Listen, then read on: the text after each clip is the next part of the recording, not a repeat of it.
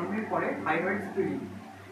Thyroid hormone আমাদের মানসিক জড়তা, যে সমস্ত জন্মগত কারণ হয়, থাইরয়েড হরমোনের অভাব তার একটা বড় কারণ।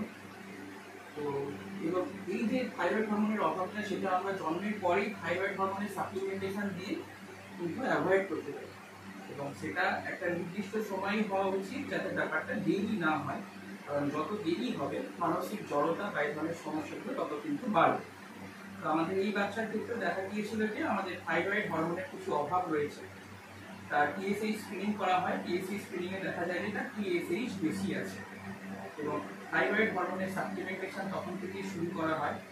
এখন বাচ্চার বয়স 1.5 মাস, মোটামুটি বাচ্চার ঘাড়টা এদিক ওদিক বাঁকাতে পারছে, দেখতে পারছে। তো যেটা বলার সেটা হচ্ছে থাইরয়েড হরমোন আমাদের মানসিক বিকাশের সবচেয়ে গুরুত্বপূর্ণ হরমোন জন্মের পরে। তো সেটাই যদি অভাব থাকে তাহলে বাচ্চাদের মানসিক জড়তা কিন্তু বাড়তে থাকে।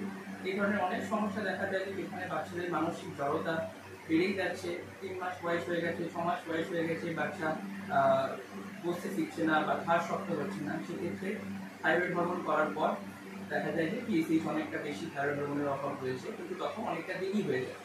স্ক্রিনিং হওয়া উচিত জন্মের ঠিক পরপরই। যে সমস্ত বাচ্চারা ঠিক সময়ে জন্মাচ্ছে, অর্থাৎ টার্ম বাচ্চা এবং 2.5 কিলোর উপরে, তাদের স্ক্রিনিং হওয়া উচিত 3 থেকে 5 দিনে। এবং যে সমস্ত বাচ্চা একটু আগে জন্মাচ্ছে, 37 সপ্তাহ আগে জন্মাচ্ছে এবং লো বার্থ ওয়েট অর্থাৎ 2.5 কিলোর নিচে, তাদের স্ক্রিনিং হওয়া উচিত 5 থেকে 7 দিন।